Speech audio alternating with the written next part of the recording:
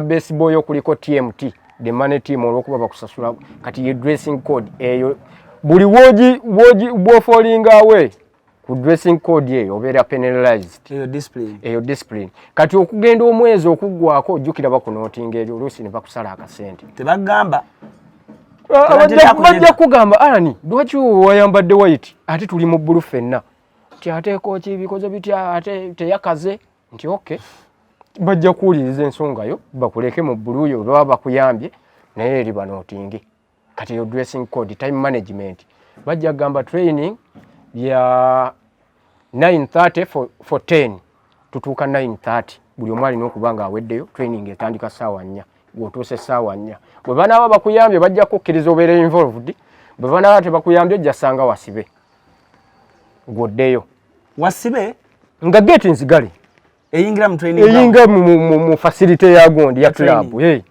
kubanga bwe bagamba nti 9:30 for 10 then kiryoke gwe okutuuka ssaawa emu n'okozesa gym whatever oba n'ogamu n'okola no working upon byoyagala okuva ku ssaawa emu ssaawa 2 ssaawa 3 eddakiika ezo zonna kati eddakiika 3 okutuuka ku ssaawa 4 ziba z'abakooki kati then training netandika ssaawa 4 kati gwe bw'otuuka beyond that ebeera indiscipline gyebe kukwata kati ne wabeerawo hard working nakinnyonnyodde abasinga bagamba naye lwaki tokola nnyo abasinga ne bagenda ku nsozi abalala ne bakola ki tebeebaka yes you have to work hard naye okola ki nze oluusi ngamba it has to be specific alani bw'obanga muli ba presenter you present bw'obanga eddoboozi lyo nga likuleetinga oluusi down mu presentation yo then working hard ate era oba tolina kunoonya kunyambala mbu kanyambale bulungi am working hard then work on your vocals work on your vocals then ku mupiira noonya kyolina okuworking out bwembanga speed yange eri low with the working hard I have to work on my speed buza kuba coaches yes what is my weakness nti awo omupiira ogukrosinga bubi then I have to work hard by crossing the ball okitegeera kati kiba kitegeeza self motivation yeyo mba nina ku motivating nga staying back I work on my crosses then that is working hard but naye wona ogamba I have to work hard but again nogenda kudduka misinde kulinnya busozo ojja kudda mu kisaawe era okulosinga bubi ku professional level waliwo coach ajana gamba nti Jaja Walu kola kino muna egenda kati mu swimming kati genda ko mugundi oba professional level training ebeere etya kati gwe weekubiriza kuba tuli abatugamba nti mmwe mugenda mu bisaawe bw'otuuka ku kisaawe coach ayinza ayinza ba training reda kikanga 3 n'abagamba nze mbatadde mbone kibeeri gwe okusalawo oba weyongerako bati weyongerako naye kwe kolusu kwe tuva fena abagizenga gundi sancha asamba lwaki tamuwa mbone nga febiri emegati tubimanyi yes of course wabeera ebibera behind the scene of course coach aba asobola okugamba nti Alan work on your strength nga kulabye oba oli munafunafu oba oli muki naye ate era wabeerawo team training programs bakochi be bazisettinga nti week eno tugenda kukola ku strength week eno tugenda kukola ku coordination week eno tugenda kukola ku kino bwekiti kali kiba kitegeeza nti gwe kyoba olina okukola konti oba strength ate tolina kikola ate mu week eyo gye mulinamu gym session nti olina kutayiminga ng'oba muli nayo olunaku off then n'okola ku kyoba olina okukola naye nga coach aba asobola okugamba nti Alan todduka bulungi Alan kino tokikola bulungi Alan body posture yo mbi mu kisaawe olina ogikola kati body posture omubiri guyimiridde gutya how you stand when receiving the ball nti bwemba ntunudde eno bwe nti ndi midfielder ngo tugenda ku oba ndi ataka oba ki ngenda ku receiving omupiira gwange muki okuva mu ba defender bange nga ngenda ku den then I don't have to stand nga nkubyeyo emabega kati body posture positional body posture entuufu ebeera bweti nti mpampite wano yes nti I can nsobola okwasesinga risk from this way omupira ngufuna okuva eno I can still kiyamba nti you can look this, you can scan your shoulder n'olaba eno naye ate era n'omupira ogurisiivinga ne kiyamba n'ekirala advantage ekirimu nti bwe nnyimirira bwe nti body posture weebeera bweti I receive with left, I pass with economic use of time. Bwe nnayimirira bwe nti it will need me to use like 5 touches ate nga simanyi na kindi mabega ti omupiira we nnaagufuna I will take one touch, I control, I take another one, I take another one ate mupiira tewali budde obwo kati bwe nnyimirira bwe nti kibeera kyangu nnyo I control pass nkola mangu decision nti ono we mulaba nga ajja nsobola okusiba n'envaawo kati gye bayita body posture olina ojja applying okusinziira w'oba oli kiba kikuyamba. Lwaki mupiira tebabakkiriza complaininga for example ndabye abasambi bangi nga bw'agambako nti kati twalabanga issue ya Sancho nti nze buli kimu nkikola mu budde naye tebampa. Lwaki mupiira omuntu bw'ocomplaininga nti no complaininga wa coach nti naye nga buli kimu nkikola naye nze nga sisamba ate ba coach banyiga bunyizi mbuto bana discipline naye nga ate oba oyogedde bulungi. Oluusi nze nange nandibadde azina advice jempa omusambi si kirungi gamba nti buli kimu nkikola bulungi naye tebampa. Lwaki tebagamba bugambi nti Allan buli kimu nkikola bulungi naye tebakuwa? Lwaki gwe abakiraba? Lwaki oba tobuuza kooki nti kooki biki byesikola bulungi ye n'akubuulira nti oba kiri bwekiti ne bwekiti? Kuba omusambi oyinza okuba gwe olaba buli kimu okikola bulungi, osiba bulungi omupiira okola buki, naye ate okusinziira ku tactics za kooki ng'ate agenda ku preferring omusambi omulala gwe gw'olabanga omubi okusinziira ku tactics ze. Anyway, oluusi bibeeramu ebyo byonna, oluusi omusambi n'abeera nga oluusi kale oluusi waliwo sort of at loggerheads oba in between oluusi ne zitabaawo naye nga nze kyendowooza yandibadde appropriate we musambi just kumanya why abatasamba than okugamba nti buli kimu nkikola bulungi. Lwaki weekolako assessment gwe nga gwe? Kati awo kiba kitegeeza otuusa okulonda ttiimu ova mu bwa play ogenda kufuuka manager mu mbeera bwetyo. Basambi ki ab'amaanyi mu ggwanga wetwogera oba Africa oba nsi yonna b'ogamba nti nalinza nnyeeko naye nawulira nga ekirooto kyange kituukiridde naye waba yali opponent? Abasambi bangi ab'enjawulo bangi nnyo. Kati mpoza ate bwe mba njogedde kale nnyinza kutandikiranga of course dabi yange gye nasooka okusamba with the national team nasamba na Angola. Kati ebiseera ebyo mwalimu Manucho yali oba ebiseera byakyali mu mani oba yali avuddemu. Kati ye musambi by the way before even Manucho lwakuba eno yali international before even Manucho 2008 nagendako ne nsambako ne friend ne Ghana Accra. Ebiseera ebyo mwalimu kyalimu ba Montali Sulaiman Montali nga bayu developing bajja buzzi. Kati abasambi abwe by the way kyampushinga nnyo okufuna momentum okusobola okugamba yeah sure. Kati awo mpozi kati nentandikira ku bwa Manucho wano dabi yasooka ya AFCON qualifiers kan Manucho ba Flavio Job by the way match yalimu short guy nga bamuyita Job yali terrible nnyo nga amanyi omupiira muyitirivu Job. Then kati Muhammad Salah, Sadio Mane, Papi Cisse, Ndoye, abasambi bangi. Waliwo akabozi ke banyumiza ne ngamba bwe nafuna Jaja Walu njakka musaba akanyumiza bulungi nga bwe kali. Mane yajjako mu dressing room ya mu Africa Cup of Nations. Mu Africa Cup of Nations finals or qualifiers.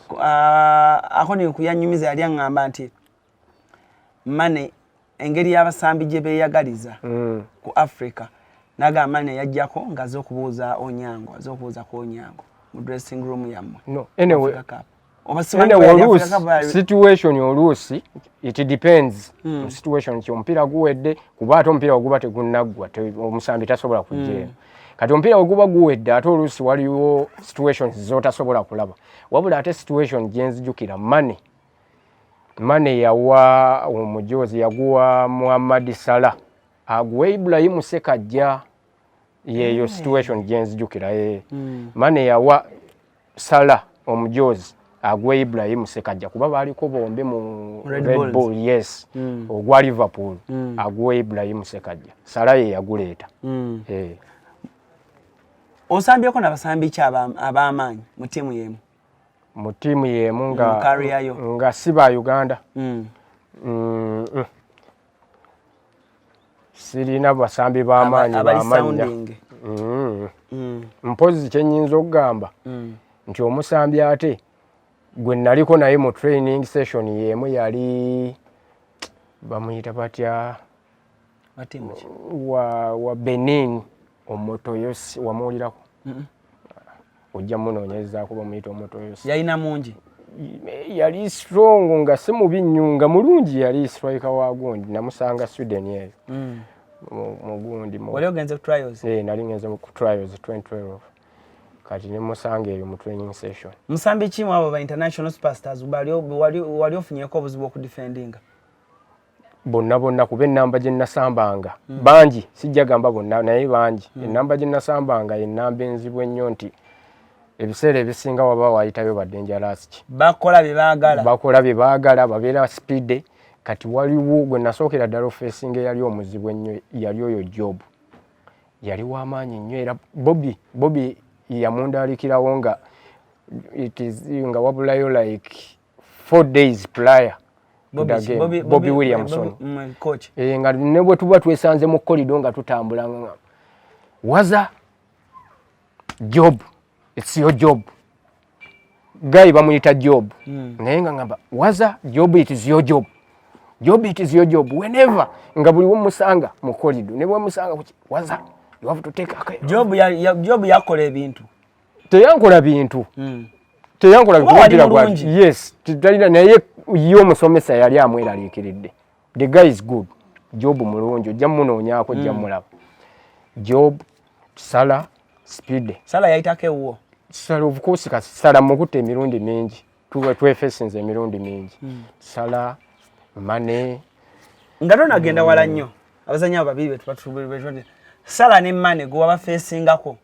ku kisaawe kiki mane kyalina ekyenjawulo nti olaba yava ne mu Liverpool ekintu nekikka kaakati abasambi abo bonna obalaba tekiniiki bagyenkanya kaŋŋambe nti bagyenkanya kuba balina speed balina amaanyi balina talent kati ovanga ku muntu ng'alina ebintu ebyo byonna adduka asala kati left right back kyoba osaba buli woba ogenda mu meeki nze kale sijja ku generalizinga nze nga bwe mba ngenda mu meeki ngamba senga Katonda nnyamba omusajja oyo naaba nga talina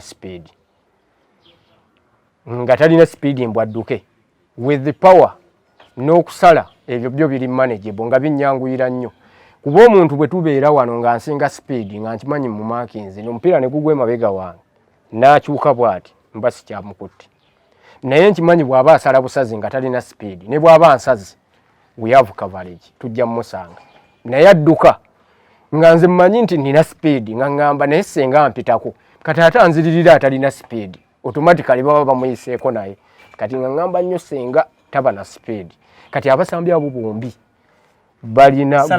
balina speed balina technique they have power kati bazibu nnyo bakuhandolinga kibadde noticeable mu Premier League omulaba nga bwayagala bwakola ebintu ani yali akusazeeko n'ogamba omwana nka video kano takalaba eyali akwabuddeko n'ogamba kaakati ate omuntu eyali ansazeeko kati ate abantu abasinga tebamumanyi abasambi kale abali mupiira bamumanyi in fact n'erinnya ndyerabidde gayo bamuyita erinnya ndyerabidde naye wagundi wa Mali yaliko naye mu Premier League AFCON wagundi we Gabon bwetwasambye Gabon yali mu Mali nga atintiza obuviiri gayi yali amanyi omupiira mungi nnyo nga muzibu nnyo wakuhandolinga by the way bano sala ne mana at least ngoyinza okubagiragira naye wano ku Hasi Beauty Parlor tuli bakafulumu kulabirira n'okuyooyoota ensusu tukola facial ne tukupepeta ka face ne kawawera nga aka baby tusiba n'okukola enviiri mu buli musono songa mu kukola pedicure ne manicure tuwekansa tusala enviiri mu buli musono ate bwe kituuka mu kukola make-up tetumanyiiyo mulala. Tuli muyenga ku Tank Hill Road okuliraana Italian Supermarket mu basement. Essimu tuli ku noti 7266 682 953. Teweerabira, saluuni egenda okujjayo bulungi bwo n'ekitiibwa kyo ye Hasi Beauty Parlor, a world of beauty. Gayo oli yali ng'ate ye muwanvu kuba bano abasingako obuwanvu nga alina height. Yali wa tabbu yakusala yansala oyo ye yali wa tabbu omuyaayo oyo. Bantu bangi bwe boogera ku mupiira gwa Uganda toyinza kubuuka linnya nga David Obuwa. Wasamba ne David Obuwa okumala ebbanga ddene. David Obuwa yalina kyanjawulo ki ku national team buli mwalinga nga mumanyi mulina ku striking line?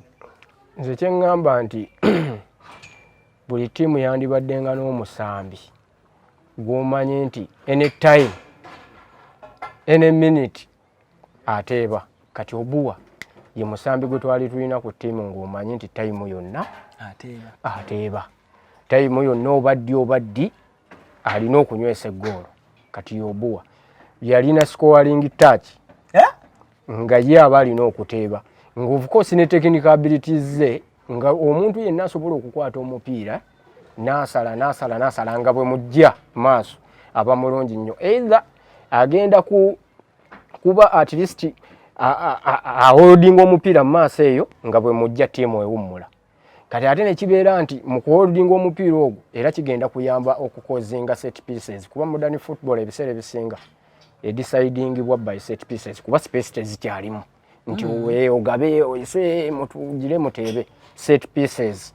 Omuntu abanoonyeza set pieces okulinaana box penalty set pieces zidecidinga nnyo omupiira tiimu okugoba omupiira mu modern football. Kati Obuwa yakirina ekyo nga ye muntu gwe mugewa okuwa omupiira mugende okutuuka ng'akyagulina ate era nga ye muntu alina scoring touch ennungi.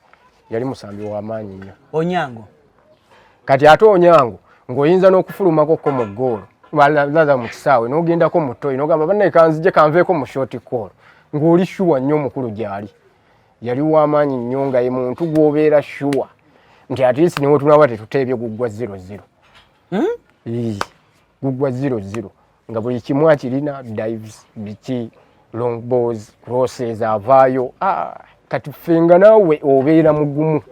Mawejje of course naye yali nga bw'abeera mu makkati awo obeera shuwa ng'okimanyi amakkati manywevu tewali agenda kuyitawo agenda ku blocking empiira as well as amala okudestroyinga agenda ku supplyinga. Bulijjo njagala okubuuza ku lunaku Ande Mwesigwa lwe yakuba penalty eyali etwala mu AFCON n'agikuba mu ngalo. Mwabadde naye mu kasenge musajja watu yali mu mbeera ki? Kuba buli omu yayogera atutunze oli n'ayogera kiri oli n'ayogera ki? Mwabaali naye mu kasenge mu kiseera ekyo? Mupiira ky'ogwo twayina omupiira gwe twasa gwe nzijukira nno yakozinga teyakuba. Yakozinga? Yes. Gwe nyinza okujjukira ogwo mu Morocco. N'ayogera bananga yatutunze baakoze batya buli omu n'ayogera bibi. Yes, yakozinga. Anyway mu kisaawe omwo kinyinza okyogerako mu kisaawe omwo omuntu atekinga you have like a second 2 or 3 to take decision.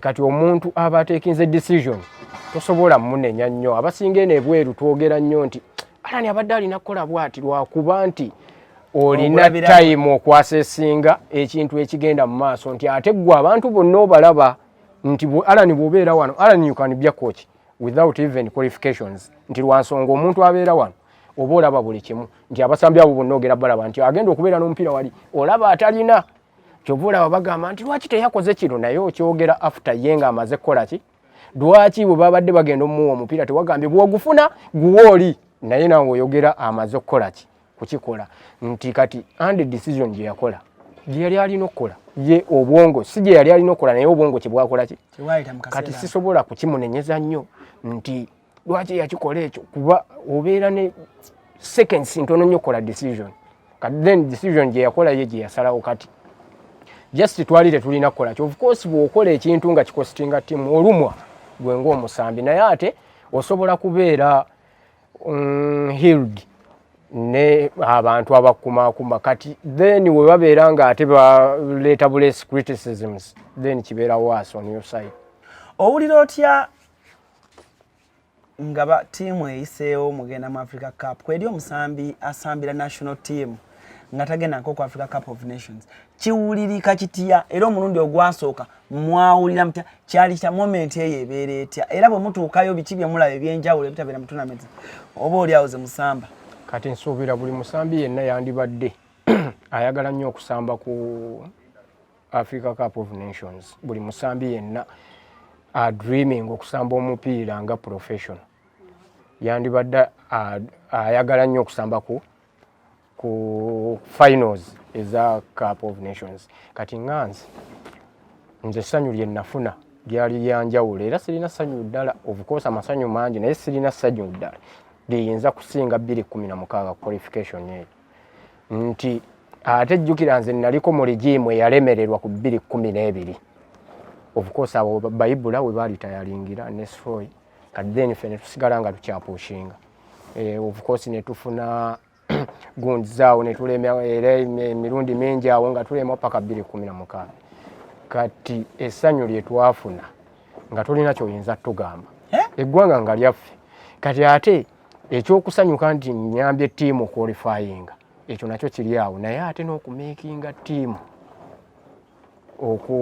ttiimu egenda ey'abasambi oba 25 oba bameka ekyo nakyo ate era nakyo kirala kuba Uganda gaali mateeka nti olina okuba gaali mateeka naye ate era waliwo factors nnyingi covid ayinza okujja n'atwala gwe wekka ekyo nakyo oba olina kiconsidering osobola okulwala osobola okukola ki ebintu bingi bangi abafuna injuries wali involved mu qualification naye n'otakimakinga kati kwegamba okuqualifyingisa ttiimu kirala then ate n'okumakinga the other team kati bibeera combined best moment bwe mwatuukayo bwe twatuukayo of course olaba new environment olaba engeri omupiira gye kutambulamu nga ndala engeri abasambi gye baba tweetingamu ndala of course wano mutambula kale ne mugenda ne musamba mu nsi endala ne babawa security naye ate ekyawali kiba kirala mubeera ba representatives ba ttiimu kati omusambi yenna ekimutuukako ndowooza ensi eyo ebeera responsible kaafu baba balina okubeera responsible kize kitya kuba babeera kwegamba kati treatment ebeerawo ndowooza buli musambi oba yandisabye oba gy'aba abeeramu paka naye nga kyamaanyi nnyo kiba kyamaanyi buli musambi era yandikoze nnyo at least n'amaking ensi nequalifying ate era n'asaba n'abeera involved mu ttiimu egenda okukola Ibrahim Sekaje yali captain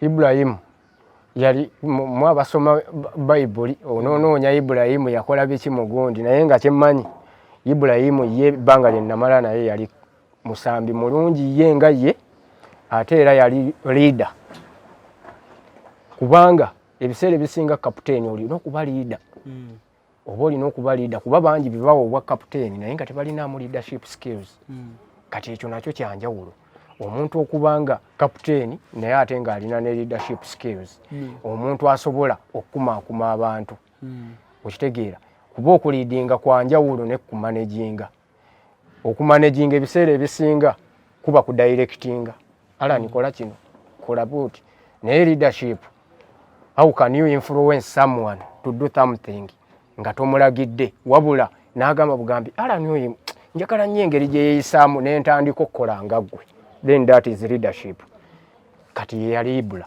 kati ye muntu ng'ali awo nga ye muntu wegomba engeri gye yeetwalamu si nti byematira wabula kuba nze nali yanga nze nali nsingako obuto oba ku national team by then naye nga ye muntu agenda okujjawo mukube story akubuuza osambira mu ttiimu ki mukirabwe viper biki kugamba encouraging yali mugundi musambi w'amaanyi nnyo lwaki abasambi baffe oba embeera yaffe wano mu Uganda tulowooza kati nga Ibrahim Sekaja bwa training bwali ku Red Bulls nga head coach abantu owulira ennaku zino nga bagamba naye Ibra kati singa tulina kaba na Uganda baffe nga 8 mwabamanyi omupiira kitwala ki era kiba kirungi nnyo Alan mmwe ne mukyaza abantu abalina gundi perspectives entuufe ne boogera ku bintu ng'ebyo than okwetikka abantu naye nga tebamanyi yes procedures. Kati Ibula okubeera kooki wa Red Bull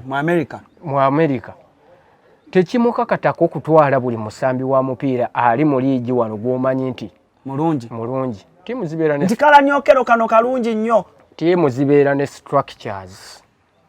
Ne zibeera structures, tiimu zibeera ne policies buli kimu.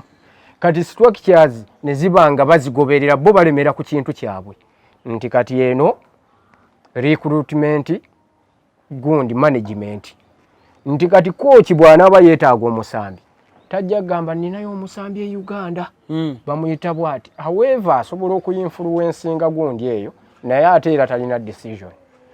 Coach asobola okugamba waliyo omusambi bwati ne bwati n'ateekayo erinnya kuba coach ye aba alina okugamba neetaaga midfielder. Recruitment gundi neetandika okukola ki kati recruitment management neewo omulimu agency gye bacontractinga okunoonya ki olaba ebintu ebyo byonna. So osobola shortlisting omuntu bo ne batawa recruitment agency mu linnya eryo ne batalimuwa wabula ate ye ne bamu authority oba ne balimuwa nti coach yabadde atuproposingidde omusambi bwati mutunule mukkolabe. Kati owegensi ye n'atunamu n'agamba atajja sobola.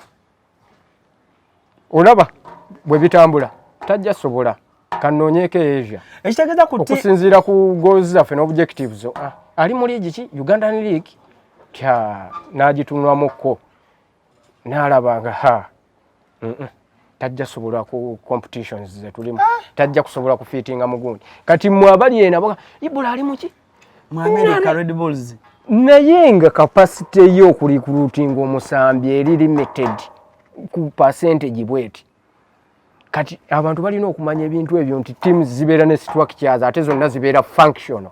Si bye bino ebyaffe nti ojja kubuuka ebintu bino ogende eno. Ekitegeeza nti bino bye tukaana ne tugamba nti gundi ye yeegulira omusambi lwaki bamulemye. It can happen nti nja kusayininga nteekewo mu considerations in my contract mubeeremu nti nja kwesayiningira omusambi gwe njagala okukozesa mu ttiimu yange okusobola okuperforminga. Management ekugambe no tulina structures.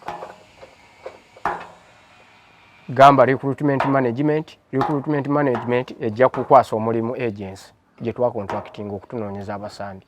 Ttiimu weba ekwagala nnyo nti gwe Mourinho gwe Guardiola ejja gamba okay tetulina tabu bave ku mulamwa gwabwe ogwa structure bakuwa authority gwe sayiningira ababo bakusabe results. Kati bwe bityo bwe biba.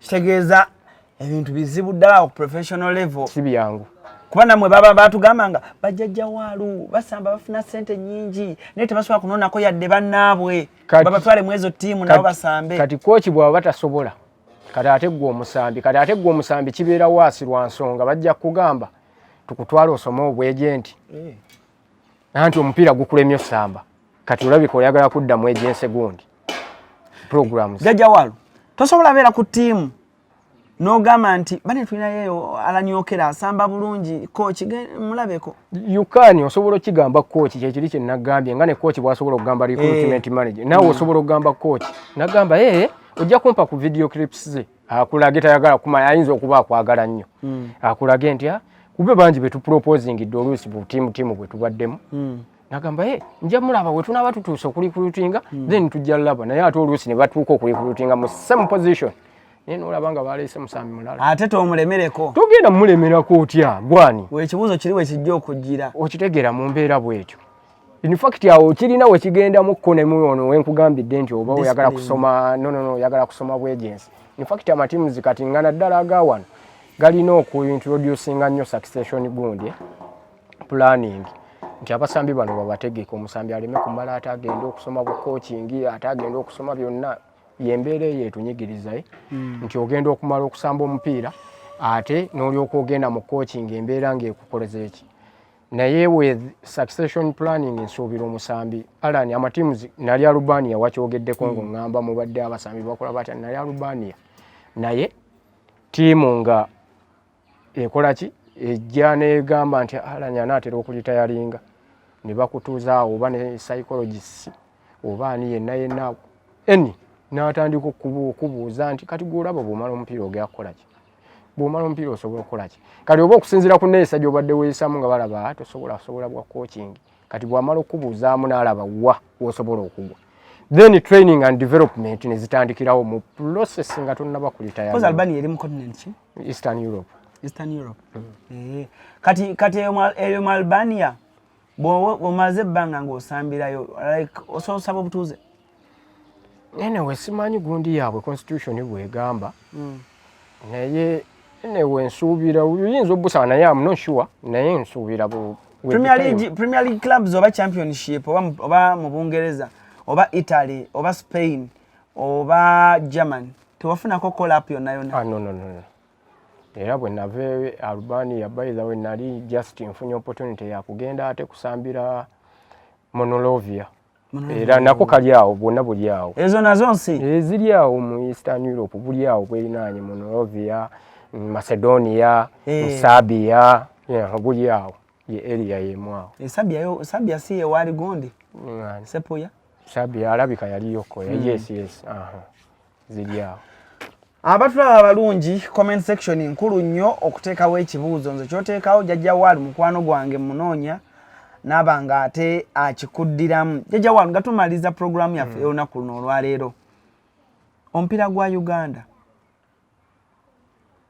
kiki kyolaba kye tuyinza okukyusaamu oba paka ku level yonna kubanga obeerawo oli n'agamba amagogo yayonoonya omupiira oli n'agamba mulindwa yayonoona oli n'agamba abasambi oli n'agamba ebisaawe oli kati ng'olaba buli omu anenya munne but what are the key points z'osobola okugamba nti bwetutereeza wano maybe tuyinza okutereerako saa zino tulina abazannyi abalungi bw'olaba mu liigi yaffe naye ng'oba oli awo ne ku Premier League tiyadde teri yadde akanga naye nga waliwo ebintu bye tulina okutereeza oba oli awo ne tulaba kati nolaba nga Tanzania yina omusambi mu Premier League yayisaawo ko omusambi nolaba Kenya nga yayisaawo naye nga bona mu mupiira tusabula abo kituufu nga bw'ogambye nti nja kumenyayo key points ekisookera ddala tulina okukola ku facility ekirala structure wakyogeddeko n'ogamba mmwe temubitegeera abatali nnyo mu mupiira naye boogera structure naye ng'ekisookera ddala kuba tulina sooka kukola ku facility kuba abasambi bano bagenda kusambirawo omupiira tetulina bisaawe nakivubo namboole tubadde tukyalizaayo ali under renovation kataka tulina obusaawe buno obw'oku byalo bubeere renovated ensi ebukoleko sijja kiteeka ku federation however federation erina okukola ki okuyinitiatinga move yagundi naye ensi yo nga yo kwegamba policies zirina okyukooba naye ng'ekisookera ddala facilitation ebeere nga ekyukamu ebisaawe bizimbibwe kuba omupiira guno gugenda zimbibwa kuki gugenda sambibwa kuki ku bisaawe ebisaawe we binaabeerawo abaana bangi abagenda okufuna love okusambira ewantu wano si walungi naye walungi nnyo okusinziira ku bisaawe ebisambibwamu leegi nti buli we ngenda ku wantu nga walungi ngenda funa love esambu eki omupiira facility webanga nnungi facility ya dokita ekitende esikiriza omuntu okusambirawo omupiira nti kintu kya muntu naye kirungi ne tiimu y'eggwanga olaba egenda nekola ki kati tusooke tukole ku bisaawe bibeera at least ng'olaba at least mu buli gundi mu buli district at least ng'erinamu ebisaawe nga 3 awo ojja kulaba nga ne tiimu competition yeeyongera kati structures tuzikoleko nazo okusinziira okuviira ddala eno mu zino za academies kati ffe nga ze tulina federation esobola okutufacilitatingayo newegiba mipiira cones bwe zityo academies ezo zimaking sure nti abaana badevelopinga nga baki nga bali mu mbeera kati we batuukira mu kirabu then kati fufa naye beere ne structures eza under ejezo ezikuume si tiimu eno gikuba nti abo abaana babi ku tiimu eno nti omwana wa under 17 abeere nga agenda mu under 20 abeere nga agenda mu under 23 then national team wabeerewo ne reserve nti babeereko ekintu kibazimba nga kyekyo nga bakimanyi nti Jaja Walu bw'amala ava ku national team ng'abadde left back tulinayo omwana mu under 17 akuba ekintu kyekimu mu under 20 akuba ekintu kyekimu mu under 23 automatically yaddawo naye nga tetugenda gamba oba tukubisaani kati ekintu ekyo kijja kubeera ku move bulungi senga fufa terowooza nnyo ku importinga ba coaches wabula ekwate ba coaches baayo 30 ebasindike muno mulimu ba coach abagezi ddala abasobola otendeka omupiira bayitirivu ebasindike feeding with the information ebweru eyo basome okusinziira ku mupiira kitegeeza wano kitabo kye kitusumbuwa ekitabo ky'omupiira facilitation nnungi ebisawe weebiri abasambi we bali of course talent weeri kati bagetwale ba coach abo basome okutuuka ku mutindo gw'abano be baagala okuleeta okitegeera kubeera ne bwatatendeka tiimu ajja funa tiimu gy'atendeka era aleete product ennungi yes nti bw'onoofuna bakooki n'ogenda n'obatendeka ogenda kubeera ne kooki wanda 17 ng'alina gundi ze zimu ng'oli gw'oyagala okwayalinga kuba wamututte eri tugende mpola mpaayo amanya g'abakooki 5 abawano kuba bakooki kati bangi naye kale waliwo groups ez'enjawulo ezaffe abaddako kale abalina experience enene boogamba nti bakooki nga bano olaba nga just yeetagamu akantu katono ng'asobola okukola national team kati kankuwe just recent gundi achievement wano eya coach Molebwe Yekwaso coach ani waliwo no Lutalo abadde kwanda kyawo ndooza ye coach yomo wabuddo waliyo bakochi waswa waliwo coach kale abali mugundi kati nvudde kubano bakochi abakochi symbol abali exposed ennyo naye waliwo wana babadde bajja waliyo coach Kefa Kisalo oba omujjukira kati hali jimu eyo kati abo bokwata lijimu eyo bwoti n'ogitwala ebweru n'esoma buli kimu ng'ekyetaagisa nga bano boyagala okuhayalinga Simba asobola national team tewali coach atasobola national team lwaki tebabakkiririzaamu kati nekibeerawo nti oluusi ye ng'omuntu oba olina okubeeramu ne oluusi ne management gundi management gundi zezo skills yes Mike Mutebi bakochi we bali abo bonna lwakubanze kyensuubira ate oluusi tulina okugoyinga beyond okusoma coaching yo ne tusomako oluusi ne ku management ne tumanya kuba oluusi mbaddeko nnyo ne ba Scottish coaches abwe Scottish naye balina mind tricks kati ekyo kiri under management omuntu oba leadership omuntu otegeera otya Alan muzannyidde ntya ku bwongo okusobola okumpa performance ne kitabeera ku kya coaching kyokka nti nina kufeedinga nkole kuba coaching it is directing kuwa kintu ne nkulagira genda okole Bobby yali mu Scottish naye mu Scottish kati abo balina tricks kati ne kiva mu kya coaching then nenzija ne ntandika ku tricking ate ono gwetera okuwa bwe tumuzza bwe yani omusabia coach Micho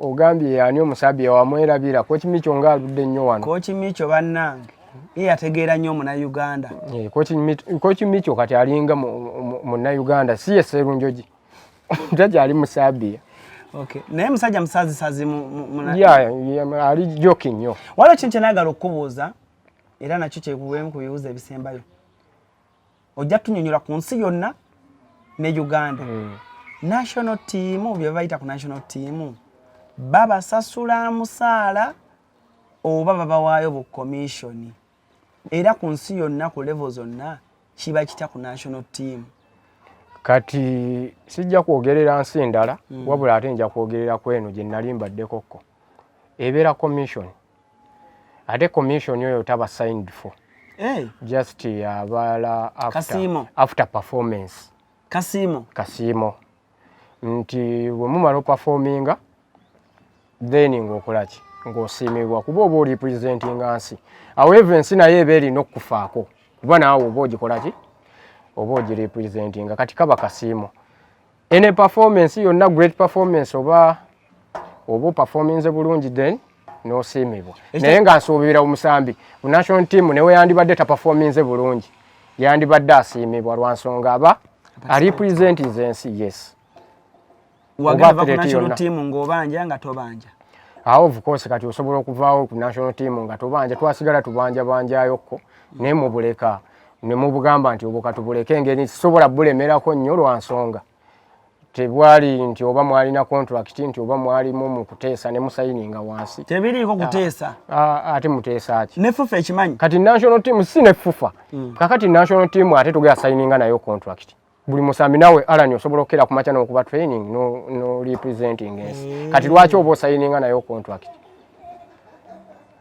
kati contract zibeera za club national team you just offer service just nsiyo wasembe sambira club ki nasemba sambi ya Albania gundi Virazinia ani ali agent wo Joffrey manager omu Kayemba Solo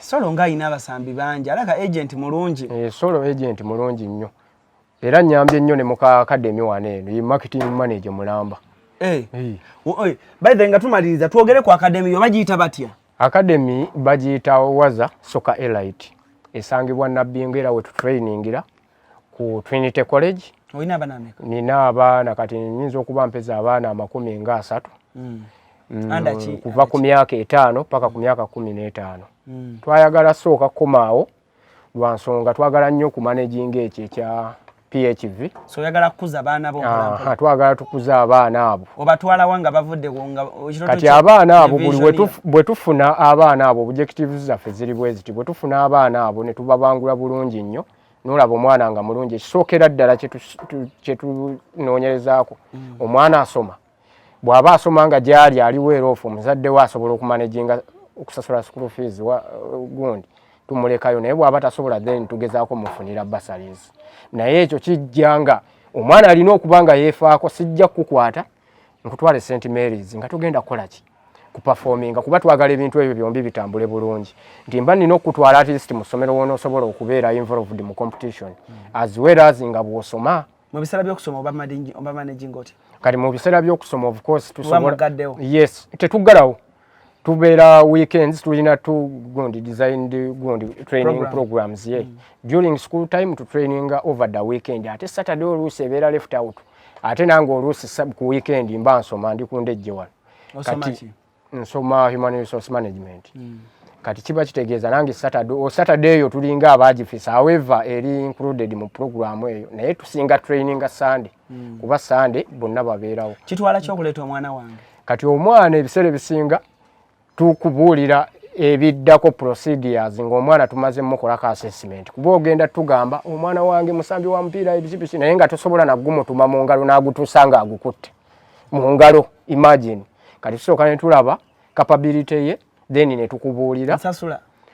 tukubuulira ebiddako ebiddako nga tumaze okulaba tusooka kulaba sente zizisooka tusooka kulaba talent kuba omwana ojja mmuleeta nga ye laavu ye erina mu basket ate tugambe tuwe sente tukole tuti omwana abikoze bitya naye ng'omwana naye bw'omuleeta tusobola okwadvisinga nti bawe ennamba basomere ennamba tulabe tukozesa trading apps okusooka academy association bagiyita Waza Soccer Elite Facebook page tulina w.s.e then TikTok at Waza Soccer Elite then enamba z'amasimu 0742 11 45 96 WhatsApp 7741 60 24 ye namba mwana oleeta mwana tumwasesinge abaana baleeta abaana bangi nga bwe basobola abazadde bonna abalinaanye Kyengera Nsangi Bulenga bonna batuleetera abaana muleete omwana atraininge tuba feeding with what is necessary bakocha abatutambuzanga engendo nga tugenda ku matches kati kyolina okumanya tetwemphasizinga na mwana kutambula yadde okuva wano paka wali eringa amaze okutraininga lwakyo maso ziba zikoya ate lwakyo oba otambula mukola mutya tuba twagala nnyo ati list wava wano alinnye wali mmotoka emutwale of course tetunnafuna bintu ebyo naye omuzadde kyovula batwengeginga nnyo abazadde ne tumubuulira beetaaga kuba tubaprovidingira ne gundi neddayo ate gye balina okulya before and after abana bakocha batutambuzanga kati bwebwo obuzibu kuva abaana babyetamu paka eri mu prison Luzira bwe buzibu tuli kubigere mbu tugenda kuzowe bwe buzibu obwo naye kati ebyo byonna tetubyenfasizing omwana kutambula kuva eno paka eri tuba twagala nnyo ati abaana mubatambuza mu line bwe muti nga bambadde engatto muno Kadesegeza kuwaza tebiriyo. Tetubyagalira ddala. Tetubyagalira ddala. Bola abange ente. Bola tuba twagala omwana akulire mu system. However anti tetunnaba bulungi nnyo naye at least abeere mu line. Abazadde abatalina ssente naye nga alina omwana ali talented. Kyekyo kye nagambye deeta omwana tumulabe. Kubeera ogenda kubeera kye kimu bagenda ku masomero ng'omwana alina talent n'atasasulayo ssente ne bamuwa basale. Onfuna awo ndowooza kye tuliko. Omwana yeetaaga okugula omujoozi. Omwana yeetaaga okugula omujoozi. Lwaki? Nti twagala nnyo si mwana ye nga ye naye omuzadde ono buli at least wamanya mbu nataddemukko abeera forced oba aguleka ku club. Olumala okugira omujoozi okusasula omujoozi tumuteerako amannya n'agenda n'omujoozi. So kimukakatako okujja nagwo. Kimukakatako okujja nagwo. Tulina emijoozi ebiri blue ne orange nti leero batulayiningira muno balina okuddayo ne bagwoza n'akomawo mulala. Tetwagala nnyo bawonye. Ate gino ejja ttiimu gye musambiramu. Ate ejja ttiimu egyo gyo gisigala. Najje era agula. No, egyo giba gya ttiimu. Gino gyagula gyo gwa kutrainingira. Gwa kutrainingira. N'engatto. Engatto bazisangawo. Naawe olimba mujanjawaza nnyo abantu. No, engatto bazisangawo. Mulindeeko nammwe. Bano baana bato, these are minors. Baana bato si basambi bakulu kati ate gw'okitwalidde ku gundi waggulu. Omwana okujja muwaza elite. Obugatto bw'abaana babusangawo ne batraininga ne bazirekawo. Nti oli ne wanaaba alwadde. Omulala bw'anajja ajja gikozesa enkya. Ekyageza mwe naye omujoozi gwe yagenda nagwo. Muyiwaawo abaana ne bambala. Hey, wow, that's nice. Kyekyo kati. Omupiira. Emipiira byonna bibeerawo. Temuguza muzadde mupiira. Tagula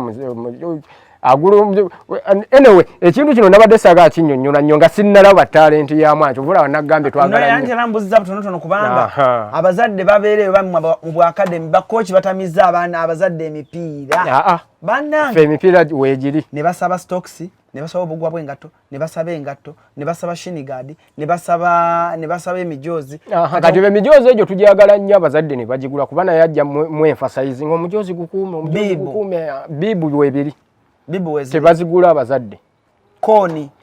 Byonna weebiri ebyo with regards to those gonde ebyo equipments. Ogambe mu training yakuba eriyo omuzadde ayinza otambula enkeera. Tu trainingira Nabbingo ku Trinity College. Nabbingo. Kisaawe kya Trinity College. Ku kisaawe kya Trinity College mu Ndoomo. Okeera mmeka? Tu training of course programu yaffe eri okuva ku ssaawa emu paka ssaawa 4. Tuli within awo naye tutandika ssaawa 2. Nti allowance eno just ya movement. Omuzadde tumugamba ssaawa emu asobola okutambula ate si kutandika kuva waka ssaawa 2 kutuuka ate nga tumala ku ssaawa 4. Abalina nkimanyi waliyo bangi abantu abali ebulaayi eyo balina za academy wano bagira ebintu batagaddeko. Okola advisory services. Sina Bulaaya yokka. Ne wano yennyini nnyini. Anti wengamba waliyo abantu abali ebulaayi nga bali wano babesinga wano Yasubwa. Okola consultancy. Omuntu asobola okusinzira ku academy n'agamba mbulira kyekibulamu. Kyetaagisa biki by the way of recent nali wa Mr. Muwonge nga ngenze just for career council neba athlete. Ebintu ng'ebyo tubikola abazadde owners of the schools ne tugenda ne tubuulira abaana importance of education, importance of sports and games. Ebyo byonna kati byonna tubikola basobola okutuyita ne batwalinga ne batuwaayo akasente akatonotono. Tweyanza. Mwe bali nnyo bayire ddala. Njagala onsinkanyeeko abasambi bano wammanga nga tonnampaka akasembayo. Njagala onsinkanyeeko Ibrahim Sekajja. Obuwa alina olugezigezi. Si lugezigezi, principle. Kiteeke mu principle. Obuwa. Nasaako Obuwa, but he's a good person. Yes. He's a good person. But yes, ali so principled. Ate ali so straight. Yes. Like ekintu kati ate oyo bwato kyotayagala wuli anti kati Lucifer banayogala bwate kati bwoba toyagala oyo bugenda musa naye Obuwa balave met him and ali musanyufu nnyo mulabako. Yeah, sure. He's a very tall guy. Tafaanana bulungi. And then Sekajja. Then Onyango. Onyango njagala omulako. Mwesigwa yenja mulaba kubanga oyo. Naye mba eriyo nze omwana gwendaba era bwe ngamba nti jjajja Walu. Musabire nnyo omwana era yannuma nnyo kubanga ebintu byamutagalako awo. Alaniokero ati naye no ati asobola okugira okuddayo ku top. Yes. Your mindset. Alanyokero no mwana wondupalaka bamwitani Saddam. Yali striker Shaban. Abaana abo babiri abo naye Alanyokero mwagala nnyo. Just mindset yali no kyusa then nagenda mu self motivation. Bali nsinkanya abakulu bali benjogedde. Nawo no muto tujja kwenonya. Tujja banonyako just kusobola. Mbadde ogamba kasembayo? Yeah, mbadde njagala just kwebaza oba na kutumira ku bantu bana just kolagana nabe kisokera ddala. Nebaza manager Kayemba Solo. Oyo yene oba marketing nabo muwalwa mpaka nga tannaba nakukkiza ne kugamba gwe marketing manager w'ekintu kino.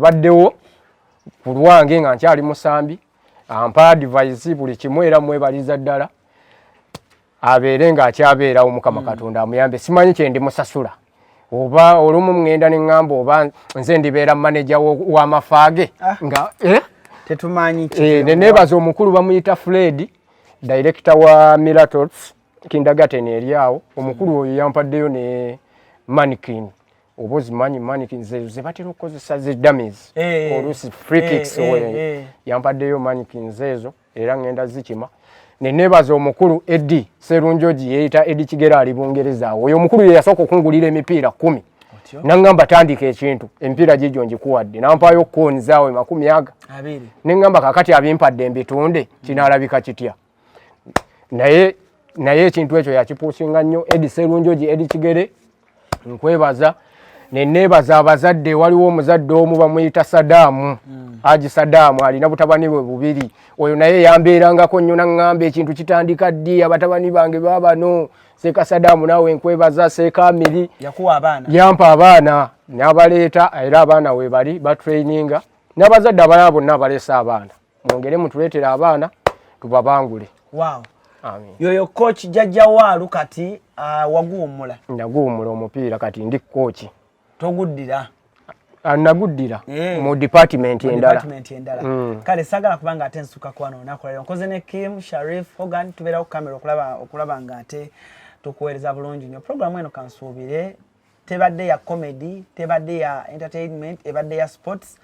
Abantu abalaba programs zino bwezi baba abantu nga mwina dreams eri abaana bammwe abantu abagala okunechalinga talents so mwebali nyuma bere ddala abaddeko okuba gye twatandikidde n'obudde buno nga tumaliriza saga kubanga ate nsuka kwano nako olwaleero musibe bulungi mweraba. Abakuzaala Quality Farm Madugomba bayita abalunzi bonna mu ggwanga okujja musomo gw'ebyobulunzi ogutuumiddwa ekyama mu bulunzi Secrets in Farming okuva nga 5 okutuusa nga 6 January ku faamu yaabwe Madugomba omusomo gwa nnaku 2 era tugenda kutendeka abalunzi mu nnunda ey'omulembe endiisa n'endabirira ebyuma eby'omulembe bikozesebwa mu kulunda oyige bw'ofuna mu kulunda ate era n'okukuuma ebitabo banking and record keeping. Nammwe abaagala okutandika ebyobulunzi nga temulina ssente wa kuzeewola mujja ku olwo tujja kuba ne campfire ekiro era nga abayimbi